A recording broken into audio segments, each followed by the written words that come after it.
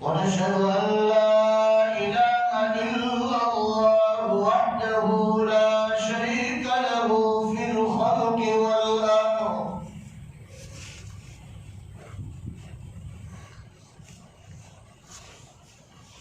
ونشهد أن سيدنا ومولانا محمدا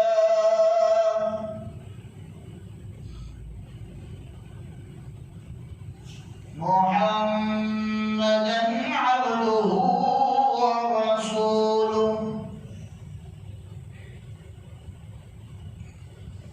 قال الله تبارك وتعالى في القرآن المجيد والفرقان الحميد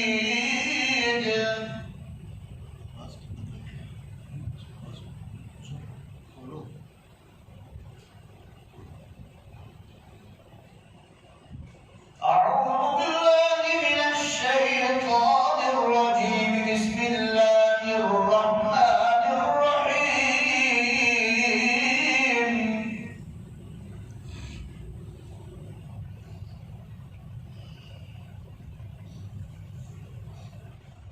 ما كان محمد أبا أحد من رجالكم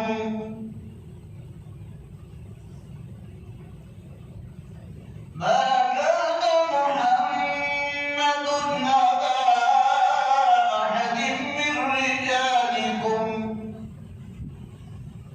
ولكن رسول الله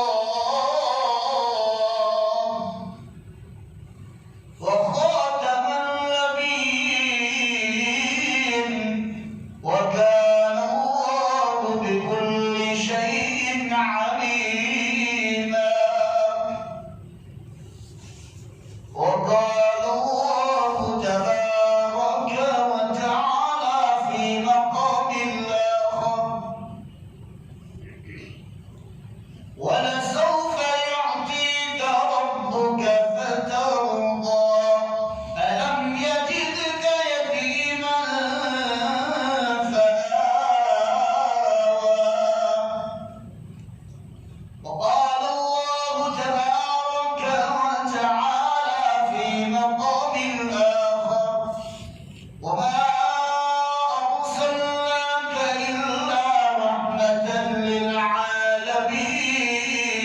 للعالمين وقال النبي صلى الله تعالى عليه وسلم إنما بعثت لأتمم مكارم الأخلاق وقال النبي صلى الله تعالى عليه وسلم الدنيا مزرعة الآخرة صدق الله مولانا العظيم وصدق رسوله النبي الأمي الكريم ونحن على ذلك لمن الشاهدين والشاكرين والحمد لله رب العالمين زور سے مرتبہ پیار محبت کے ساتھ درود ابراہیم پڑھو اللهم صل على محمد وعلى ال محمد كما صليت على ابراهيم وعلى ال ابراهيم انك حميد مجيد اللهم بارك على محمد وعلى ال محمد كما باركت على ابراهيم وعلى ال ابراهيم انك حميد مجيد یہ جو ہمارے نوجوان ٹیکا لگا کر بیٹھے ہیں کوئی عذر نہ ہو تو آگے آ جائیں دین کی بات کو ٹیکا لگا کر سننا یہ ادب کے خلاف ہے تکلیف ہو تو بیٹھ سکتے ہیں اور آپ کو کوئی تکلیف نہ ہو تو آگے آ جائیں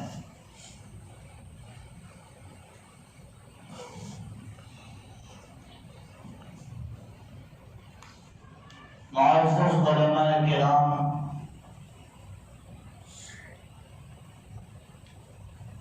حاضرین مجلس عزیز دوست اور بزرگوں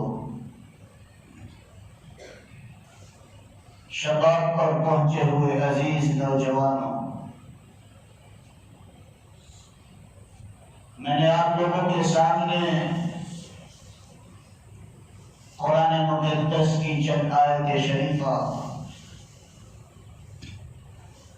اور اللہ کے آخری نبی،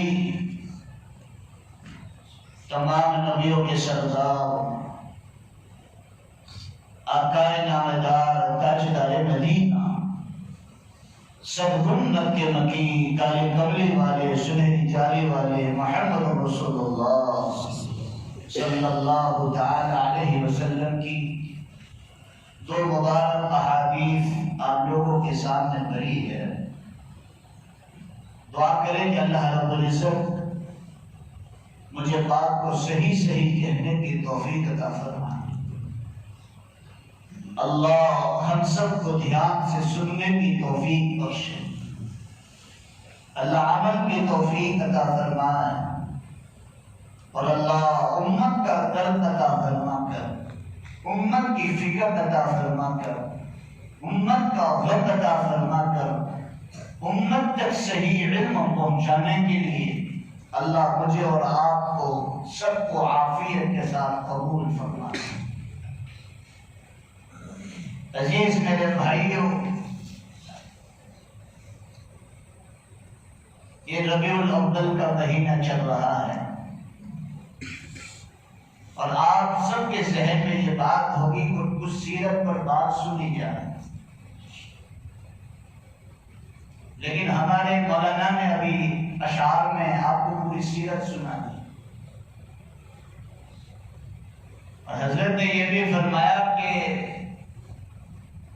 اللہ کے نبی محمد رسول اللہ صلی اللہ تعالی علیہ وسلم کی جب تعریف کی جائے تو زندگیاں ختم ہو سکتی ہیں۔ میں یوں کہوں کہ یہ ساتوں سمندر کو سیاہی بنایا جائے، اور جتنے دنیا میں درخت ہے اس کو قلم بنا دیا جائے، اور میرے نبی کی تعریف لکھی جائے، پھر بھی بولو بھائی تعریف مکمل نہیں ہو۔ شاعر کیا کہتا ہے؟ زمزم و کوثر و تسنیم نہیں لکھ سکتے۔ زمزم کا پانی، تسنیم کے معنی جنت کی نہر کا نام، زمزم و کوثر و تسنیم نہیں لکھ سکتے، زمزم و کوثر و تسنیم نہیں لکھ سکتے، اے نبی جی آپ کی تعظیم نہیں لکھ سکتے۔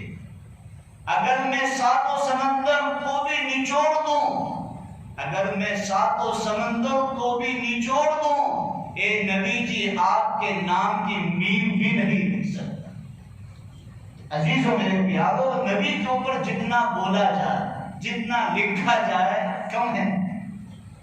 لکھنے والے لکھ کر چلے گئے، بولنے والے بولتے بولتے چلے گئے، لیکن بولو بھائی آج بھی میرے اور آپ کے نبی محمد رسول اللہ صلی اللہ تعالی علیہ وسلم کی تعریف ہوتی رہی ہے، اور بولو بھائی قیامت تک ہوتی رہے گی انشاءاللہ۔ یہ دنیا کی جو فضا ہے اس میں ایک سیکنڈ بھی ایسا نہیں ہوتا کہ اللہ اور اللہ کے رسول کا نام نہ لیا جاتا۔ پوری دنیا میں اللہ کے نام کے ساتھ محمد رسول اللہ صلی اللہ علیہ وسلم کا ذکر ہوتا ہے۔ 3 موقع پر اللہ کے نام کے ساتھ محمد رسول اللہ کا نام نہیں لیا جاتا ہے۔ وہ کون سا ہے؟ اذان میں جو سب سے اخیر میں جو کلمہ ہے وہ کیا ہے؟ بولو بھائی لا الہ الا اللہ۔ اللہ بتلانا چاہتا ہے شروع سے بھی اللہ اکبر اور اخیر میں بھی اللہ اکبر۔ ہر جگہ تمہیں اللہ نظر آئے گا، اور اللہ ہی اول سے ہے اور آخر بھی اللہ۔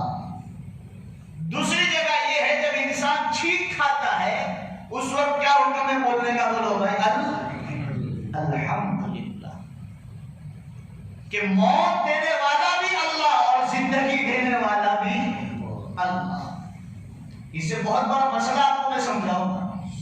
اور تیسری جگہ کبھی کسی جانور کو ذبح کرو تو وہاں بولو بھائی بسم اللہ الرحمن الرحیم، اللہ اکبر اللہ اکبر، لا الہ الا اللہ واللہ اکبر، اللہ اکبر وللہ الحمد۔ اللہ یہ تینوں کی جگہ بتلا کر ہمیں اشارتاً بتلاتا ہے کہ دیکھو پہلے بھی میں، بیچ میں بھی میں، آخر میں بھی اللہ، اور الحمدللہ میں زندگی دینے والا بھی میں، اور بولو بھائی موت دینے والا بھی میں، اور کسی جانور پر غیر اللہ کا نام لیا جائے تو وہ جانور کے اوپر کیا ہو جاتا ہے؟ حرام۔ اس لیے بقرعید کے وقت جب ذبح کرتے ہیں جانوروں کو تو ہمارے ساتھ ساتھ کسائی بھی ہاتھ لگا دیتا ہے اور اس کی زبان سے بسم اللہ اور اللہ کا نام نہیں نکلتا، تو وہاں لکھتے ہیں مفتیاء کرام لکھتے ہیں کہ چاہے تم نے تو بسم اللہ پڑھا لیکن تمہارا کسائی نے ہاتھ لگا دیا لیکن اس نے بسم اللہ نہیں پڑھا تو پورا جانور تم پر حرام ہو گیا۔ یہ سب مسائل ہمیں یاد نہیں ہوتے، تو اللہ اشارتاً بتلانا چاہتا ہے کہ ہر جگہ موجود کون ہے؟ بولو بھائی اللہ۔ ہر چیز کو کرنے والا، دھرنے والا، زندگی اور موت دینے والا، اور کوئی چیز کام بھی کرو تو کس کے لیے کرو؟ اللہ اشارتاً بتلاتا ہے کہ ہر چیز میرے لیے کرنے والے بنو، اور میرے ساتھ کسی کو جوائن کیا تو اللہ کہتا ہے کہ ہر گناہ معاف کروں گا لیکن شرک کرنے والے کو اللہ بالکل معاف نہیں کرے گا۔ قرآن پاک میں اللہ نے ارشاد فرمایا ان اللہ لا یغفر ان یشرک بہ ویغفر ما دون ذلک لمن یشاء۔ اللہ ہر گناہ کو معاف کر سکتا ہے لیکن وہ لوگ شرک کرنے والے کو، اللہ کے ساتھ کسی کو جوائن کرنے والے کو اللہ تعالیٰ بالکل معاف نہیں کرے گا، ہاں جہاں تک سچی اور پکی توبہ نہ کرے۔ یہ بات سمجھ میں آ گئی تو میں آپ کو آگے چلوں۔ اللہ کے رسول صلی اللہ علیہ وسلم کو مسئلہ بہت آسانی سے سمجھ میں آ جائے گا۔ اللہ کے رسول صلی اللہ علیہ وسلم کی پیدائش کب ہوئی؟ بولو بھائی ربیع الاول کے مہینے میں، لیکن پیدائش میں اختلاف ہے، 8 ربیع الاول ہے یا 9 ربیع الاول ہے یا 12 ربیع الاول، اختلاف ہے، لیکن پیدائش میں اختلاف ہے لیکن وفات میں کوئی اختلاف نہیں ہے۔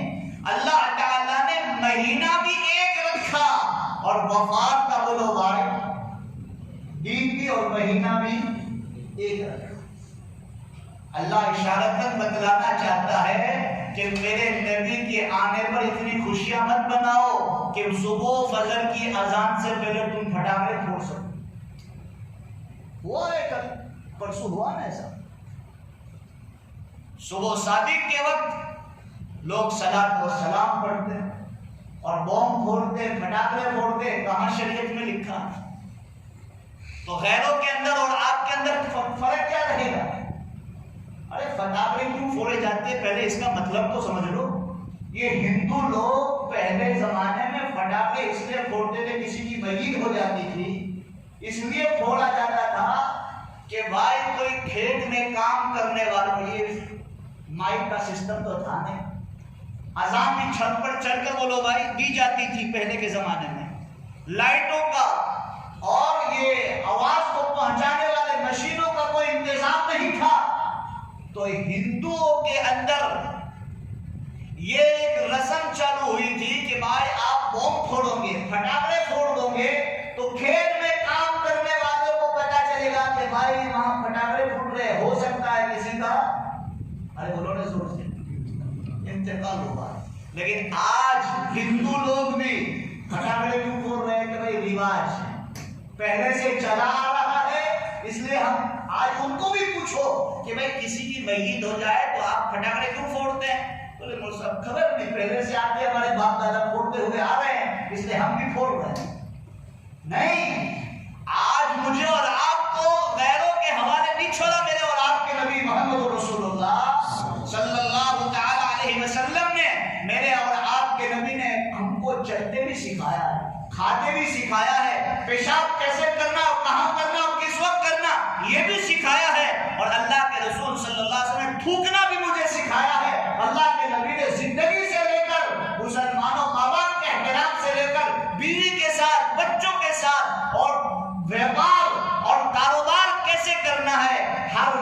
نے مجھے اور آپ کو میرے نبی نے یتیم نہیں چھوڑا۔ آج ہم اللہ کے رسول صلی اللہ تعالی علیہ وسلم کی پیدائش پر صبح صادق کے وقت ہم پھٹاکے پھوڑے اور زور زور سے صلاۃ و سلام پڑھے۔ بتاؤ ابو بکر صدیق نے اپنی زندگی میں کیا، عمر نے اپنی زندگی میں کیا تھا،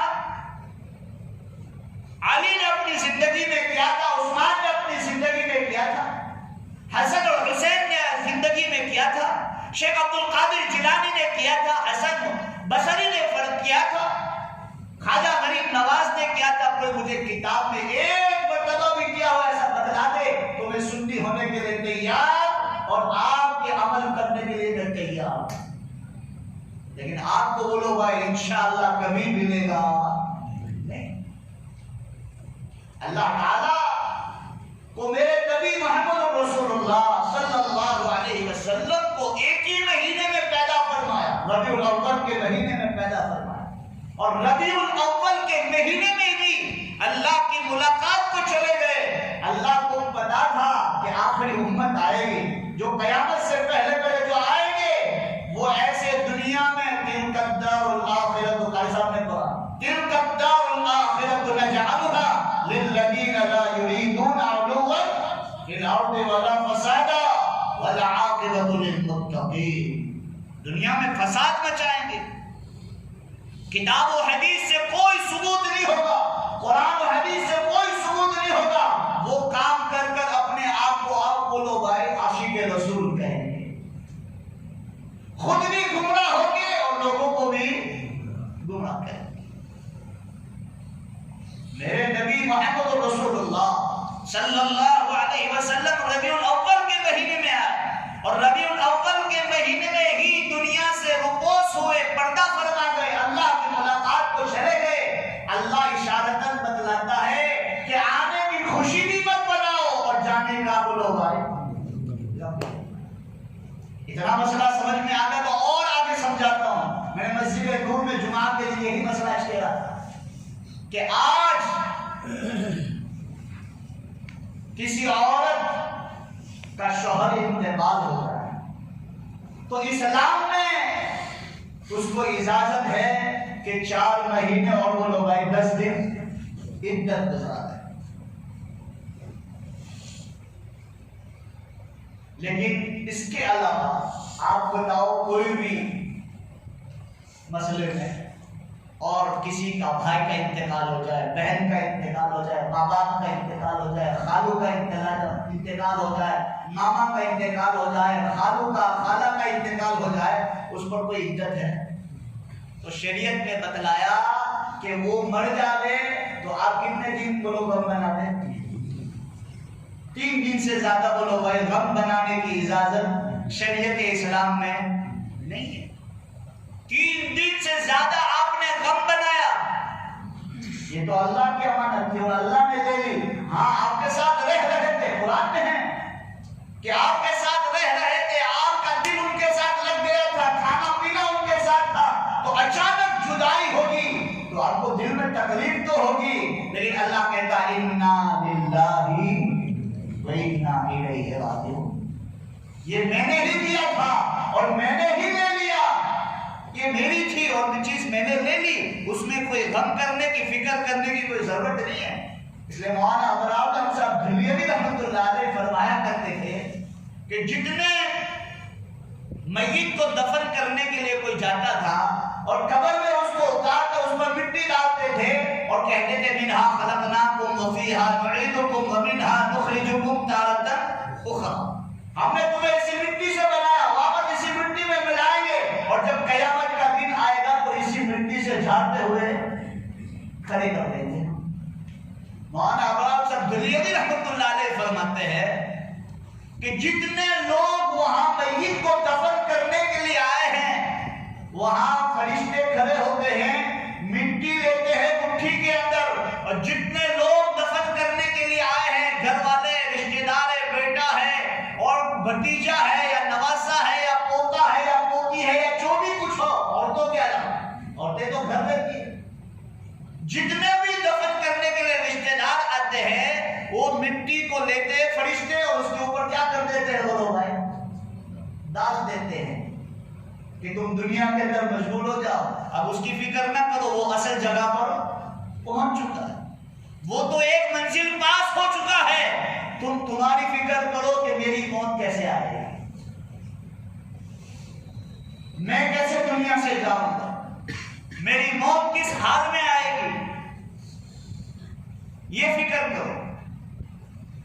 تو عزیزو میرے پیارو، شریعت اسلام میں کسی کا انتقال ہو جائے تو 3 دن غم بنانے کی اجازت ہے۔ ہاں، کسی کو غم بنانے کی اجازت بھی ہے تو ایک عورت کو بھی ہے کہ تیرا شوہر کا انتقال ہو جائے تو بولو 4 مہینے اور 10 دن۔ تو یہاں غیر لوگ مذاق اڑاتے تھے پہلے، ہمارے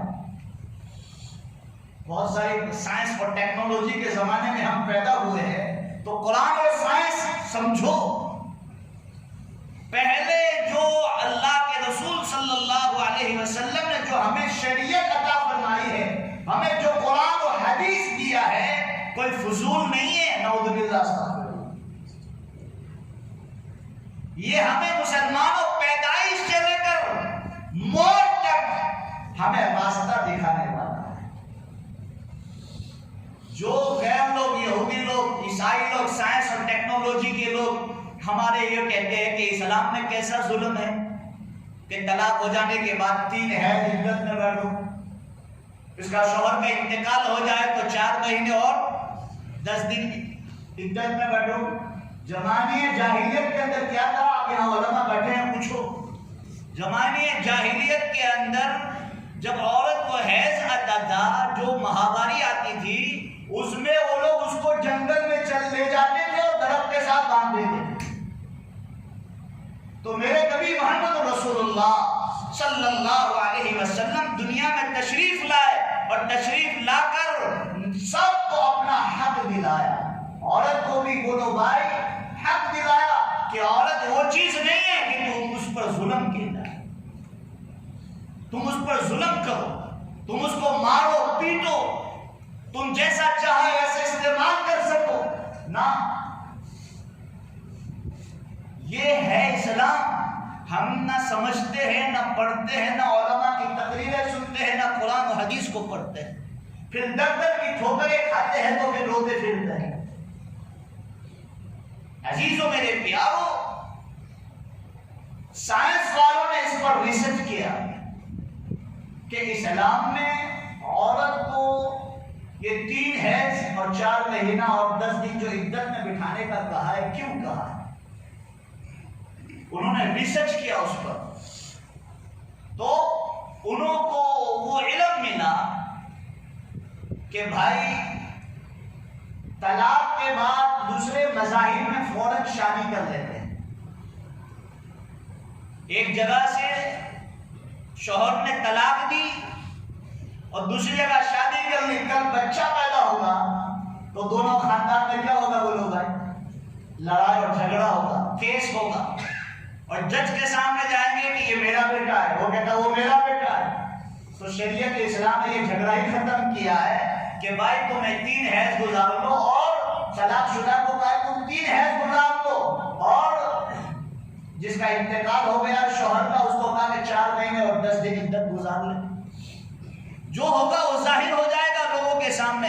اب تم نکاح کرنا چاہے عورت کو تو کیا کہا؟ بولو بھائی تم نکاح کر سکتے ہو، اب کوئی جھگڑا ہی نہیں رہے گا۔ تو اسلام آسانی والا ہے یا مصیبت والا ہے؟ ابھی 3 طلاق کا مسئلہ چلا تھا، یہ آپ کو بھی شریعت ہی سنا رہا ہوں، یہ سیرت ہی سنا رہا ہوں، قصے کہانیوں کا نام سیرت نہیں ہے۔ اس کو اپنی زندگیوں میں داخل کرنا، اپنی زندگیوں کو گزارتے وقت یہ چیزوں پر دیکھنا، نظر ڈالنا، یہ عزیزوں میرے پیاروں زندگیوں میں چین و سکون لاتا ہے۔ 3 طلاق کا مسئلہ آیا اور اسلام کا مذاق پوری دنیا میں ہوا۔ کیوں ہوا؟ کہ آج میں اور آپ طلاق کے مسائل نہیں جانتے۔ میں تو سیرت سوچ کے بیٹھا تھا، اللہ نے جو کہہ رہا ہے سنتے چلے جائیں۔ تو عزیزوں میرے پیاروں، 3 طلاق کے مسئلے میں بھی طلاق بدعت کیا ہے، طلاق زہار کیا ہے، یہ تمام مسائل ہم تو ایک ہی طلاق جانتے ہیں، کون سی بولو بھائی؟ طلاق بدعت ڈھا ڈھا ڈھا ڈھا کیا اب تو بھی رو رہے وہ بھی رو رہے. میں کہاں سے موضوع تھے کرو نہیں بہنا ہوں تو ہم ہوگا پٹی جے ڈھوان ہونے بولو بھائی تھئی گیو اگر تلے بیٹھوں ہوں آؤ. اب شریعت نے کہا دونوں کو سزا دی کہ واپس لانا ہو کہ مولانا میں غصہ میں انہیں رشتے دے دی کیونکہ کوئی ہنستا ہنستا تو رک دے کوئی دے ہنستا ہنستا تو رک. اس لیے اللہ کے رسول نے فرمایا جب غصہ آئے تو کھڑے ہو تو بولو زور سے بیٹھ جاؤ, بیٹھے ہو تو لیٹ جاؤ, لیٹے ہو تو الٹا کرنے کا کہا. کیوں؟ اس سے غصہ کیا ہوتا ہے بولو بھائی؟ ضائع ہوتا ہے, غصہ ٹھنڈا پڑتا ہے. لیکن عزیزوں میرے پیاروں 3 طلاق ہم دے کر پھر پچھتاتے ہیں, پھر روتے پھرتے ہیں, پھر مفتیاں کرام کے پاس جاتے ہیں. لیکن مفتی صاحب بھی یہی کہیں گے مفتی صاحب اگر لاگو ہوئی تو حلال کراؤ. یہ آپ کو میں شریعت اور اللہ کے نبی کی سیرت سنا رہا ہوں. کیا کراؤ بولو بھائی؟ ہاں اس کی 3 حیض گزرے اس کے بعد تم کسی کے ساتھ اس کا نکاح کرا سکتے ہو, اور نکاح کروانے کے بعد وہ طلاق دے آپ باندھ چھوڑ بھی نہیں کر سکتے کہ تم چھوڑ لے جائیں گے جلدی, یہ بھی نہیں کہہ سکتے. دونوں کو سزا ہے. اب یہ مسائل آپ دارالعلوم میں پڑھنے جاؤں گے تو استنجا کے مسائل ہمارے استاد ہم کو پکڑ کے سناتے ہیں کہ آپ کو استنجا اس طرح دھونا ہے اور کتنی مرتبہ دھونا ہے. شریعت اسلام کو سمجھنے کے لیے کوئی شرم محسوس بولو بھائی نہیں کرنی چاہیے. آج یہاں اتنے سارے مجمع بیٹھا ہے, علماء کو چھوڑ کر میں پوچھوں کہ بھائی پاخانہ کس طرح صاف کرے, کتنی انگلیوں سے صاف کرے, کوئی بتائے گا ماں کا لال؟ ہم کہتے ہیں مسلمان ہیں. یہ میں آپ کو قرآن و حدیث ہی سنا رہا ہوں. صرف قصے کہانیوں سے نظموں سے دین نہیں پھیلتا, اس سے دین پھیلے گا. عزیزوں میرے پیاروں اب نکاح کریں گے اور نکاح کرنے کے بعد وہ طلاق دے پھر حیض 3 حیض گزارے گی پھر اس کے ساتھ نکاح کر سکتا ہے. تو وہ غیرت والا ہوگا یہ کام کرے گا بولو نہیں کرے. تو دونوں کو سزا. غصے میں بھی آ کر تیرے پاڑے کو صحیح رکھنا پڑے گا, تیرے دماغ کو صحیح رکھنا پڑے گا. ایسا نہ ہو کہ یہ کوئی گاجر مولی کا کھیل نہیں ہے کہ چلے تو چاند تک ورنہ شام تک. نہیں, اسلام کی باندھ چھوڑ ہے. آپ جیسا چاہے ویسا نہیں کر سکتے.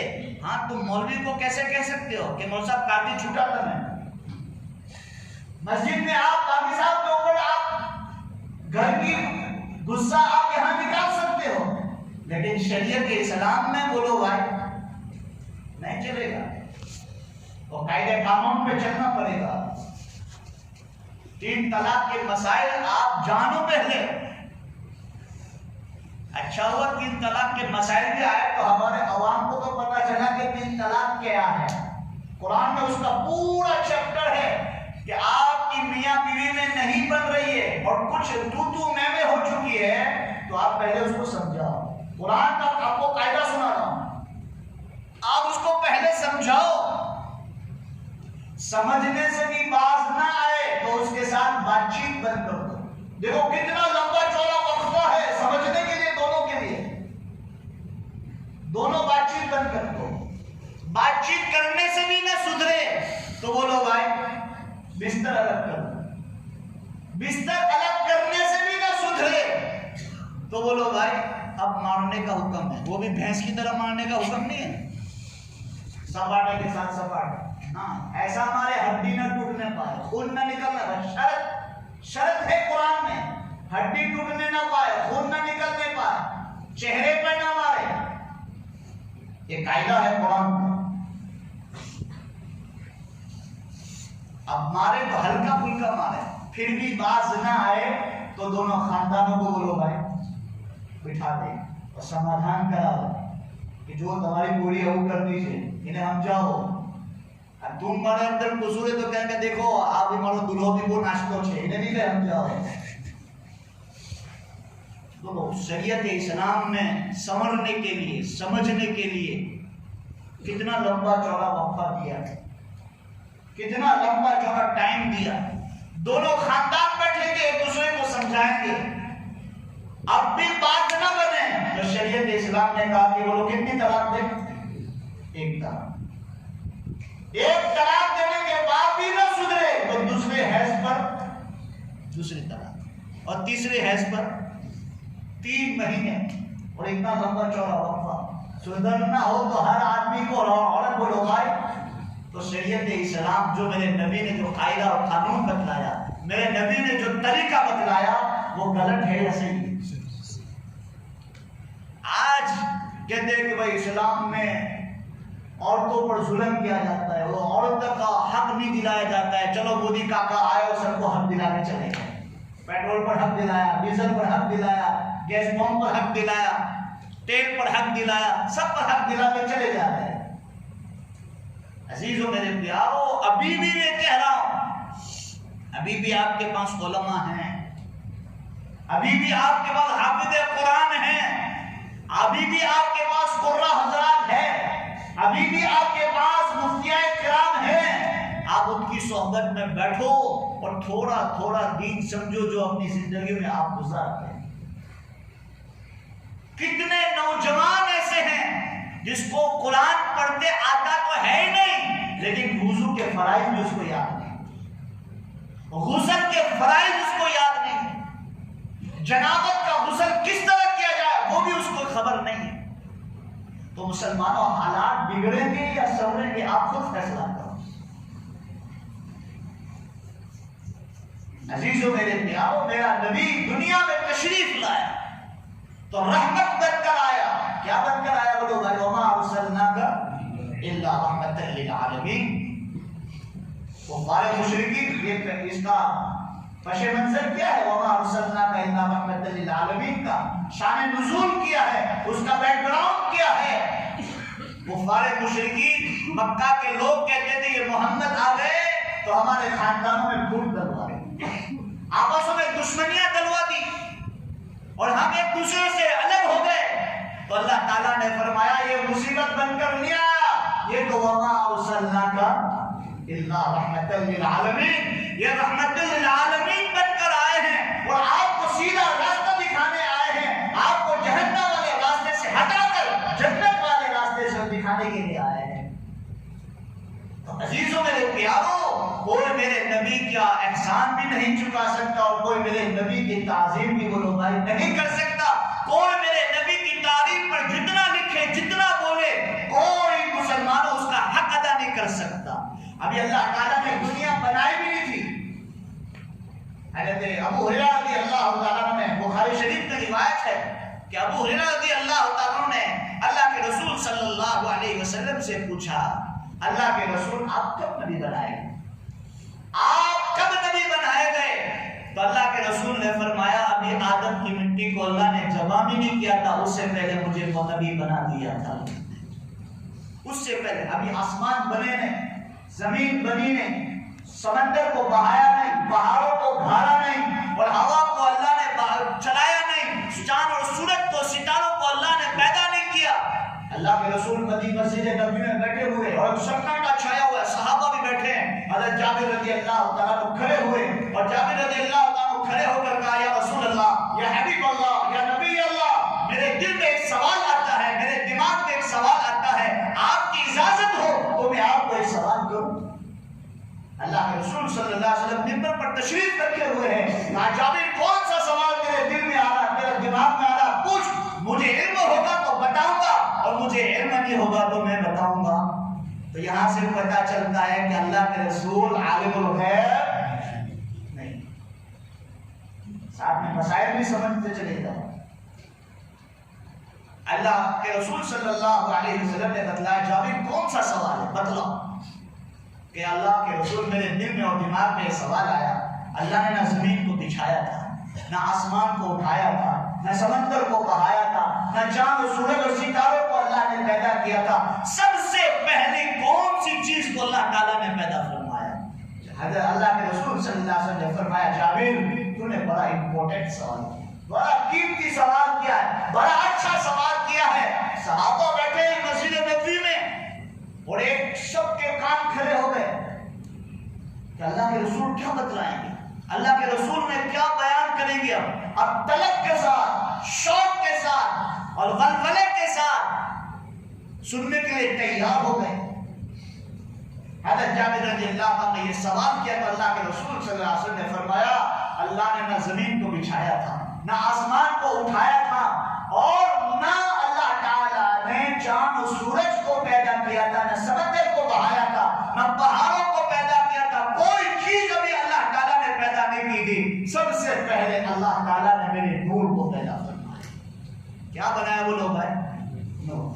اللہ کا عرش ہے، اس کے نیچے حضرت جبرائیل کو 18 برس، کتنے برس بولو بھائی؟ 1800 برس کھڑا کیا۔ پھر اللہ تعالیٰ نے پوچھا تو کون؟ انا میں کون ہوں؟ پھر 18 برس کھڑا کیا۔ پھر پوچھا تو کون ہے؟ پھر 1800 برس کھڑا کیا۔ تجھے پیدا کرنے والا کون ہے؟ جبرائیل امین علیہ السلام اتنے سارے سال اللہ کے عرش کے نیچے کھڑے رہے، کبھی آنکھ اٹھا کر بولو بھائی نہیں دیکھا۔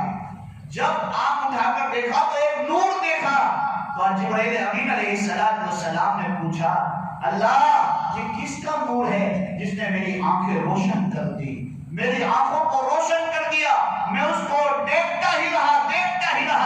اللہ نے فرمایا کہ میرا آخری نبی ہے، محمد رسول اللہ صلی اللہ علیہ وسلم ہے، وہ آخری نبی آئے گا تمام نبیوں کی، وہ لوگ آئے اس پر ایمان لائیں گے اور آخری نبی ہوگا، اور اس پر جو ایمان نہیں لائے گا وہ سیدھا کہاں جائے گا؟ جہنم میں جائے گا۔ اور جبرائیل وہ نبی کو میں پیدا نہ کرتا تو میں تجھے بھی کبھی پیدا نہ کرتا۔ اللہ کے رسول صلی اللہ علیہ وسلم نے فرمایا سب سے پہلے اللہ تعالیٰ نے میرے نور کو پیدا کیا، اور جابر سن میرے نور سے اللہ تعالیٰ نے لوح محفوظ کو بنایا، میرے نور سے اللہ نے اپنے حافظ عرش کو بنایا، میرے نور سے اللہ تعالیٰ نے قلم کو بنایا۔ تین چیز قرآن پاک میں ہے۔ سب سے پہلے اللہ نے اپنا عرش بنایا، تو کس سے بنایا بولو گے؟ محمد رسول اللہ صلی اللہ تعالی علیہ وسلم کے نور سے۔ الرحمن علی العرش، تو اللہ کا عرش ہے وہ نور محمدی سے بنا ہوا ہے۔ پھر اللہ تعالیٰ نے میرے نور سے لوح محفوظ کو بنایا، بل هو قرآن مجید فی لوح محفوظ، جس میں پورا قرآن بولو بھائی اللہ تعالیٰ نے محفوظ کیا ہوا۔ ایک تختی ہے وہ بھی نور محمدی سے بنی ہوئی ہے۔ پھر اللہ تعالیٰ نے ایک قلم کو بنایا، پین کو بنایا، نون والقلم وما یسطرون ما انت بنعمت ربک بمجنون۔ اور وہ قلم کو کہا، سنو آگے، وہ قلم کو کہا لکھ، جو ابھی ہوا وہ بھی لکھ، جو بعد میں ہوگا وہ بھی لکھ، اور جو قیامت تک ہوگا وہ بھی لکھ۔ میری اور آپ کی تقدیر بھی نور محمدی سے لکھی گئی۔ پھر اللہ کے رسول صلی اللہ علیہ وسلم خاموش ہو گئے، سکوت اختیار کر لیا۔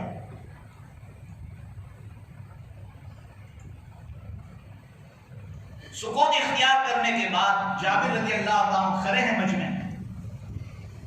اللہ کے رسول صلی اللہ علیہ وسلم کو پوچھا اللہ کے رسول آپ نے 3 چیزیں بتائی، چوتھی چیز آپ نے نہیں بتلائی۔ اللہ کے رسول زار و قطار رونے لگے، اور اللہ کے رسول نے فرمایا جابر تو پوچھ رہا ہے تو میں بتلا رہا ہوں، جس اللہ نے اپنا عرش میرے نور سے بنایا، جس اللہ نے اپنا عرش میرے نور سے بنایا، جس اللہ نے لوح محفوظ میرے نور سے بنایا، جس اللہ نے قلم کو میرے نور سے بنایا، چوتھا نور اللہ نے میرے چہرے مبارک پر اتار دیا، میرے چہرے مبارک پر اتار دیا۔ تو عزیزو میرے پیارو، میرے نبی کا چہرہ مبارک کیسا ہوگا، کیسا نور ہوگا، کیسا روشن ہوگا۔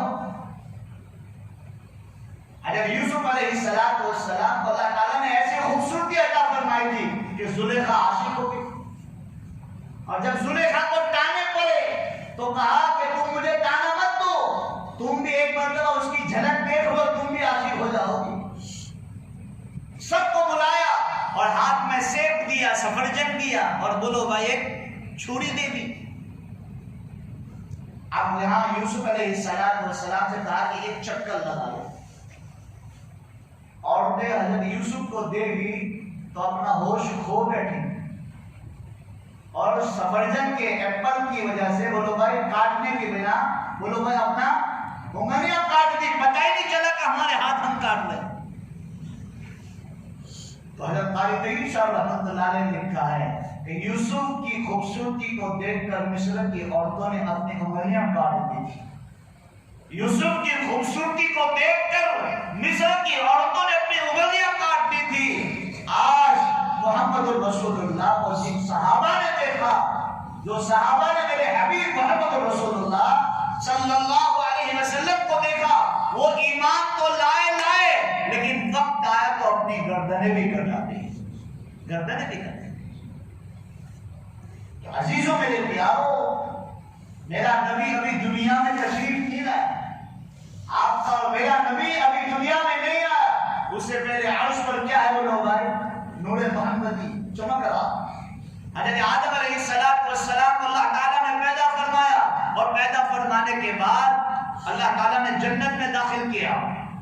حضرت آدم فرماتے ہیں جنت کے درختوں پر, جنت کے بالا خانوں پر, جنت کی کھڑکیوں پر اور جنت کے درخت کے پتوں پر میں نے لکھا ہوا تھا محمد رسول اللہ صلی اللہ علیہ وسلم. حضرت آدم علیہ السلام فرماتے ہیں, اور ایک روایت کے مطابق یہ ہے کہ اللہ کے رسول صلی اللہ علیہ وسلم نے فرمایا کہ جب اللہ تعالیٰ نے مجھے معراج پر بلایا اور ساتوں سمندر, ساتوں آسمانوں کا سیر کروایا, الذی خلق سبع سماوات طباقا, ساتوں آسمانوں کا سفر کروایا, ساتوں آسمانوں پر لکھا ہوا تھا محمد رسول اللہ صلی اللہ علیہ وسلم.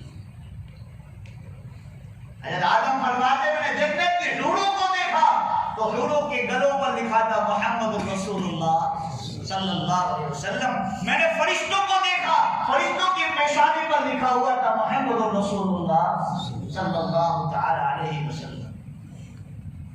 عزیزوں میرے پیارو, حضرت آدم علیہ السلام جنت میں رہنے لگے. اب ایک چپ ہو گئے. وَقُلْنَا يَا آدَمُ اسْكُنْ أَنْتَ وَزَوْجُكَ الْجَنَّةَ وَكُلَا مِنْهَا رَغَدًا حَيْثُ شِئْتُمَا وَلَا تَقْرَبَا هَٰذِهِ الشَّجَرَةَ فَتَكُونَا مِنَ الظَّالِمِينَ. آدم پوری جنت دے دی لیکن اس درخت کے پاس مت جانا ورنہ ظالمین میں سے داخل ہو جاؤ. لیکن بولو بھائی, عورت لے گئی, بیوی لے گئی, اور بولو بھائی دو نانے کس نے کھائے؟ بیوی نے کھائے, ماں حوا نے. یہاں لکھنے والوں نے لکھا ہے کہ آج بھی ماں حوا کو دو دانے یہاں سے لے کر جنت سے لے کر آئی.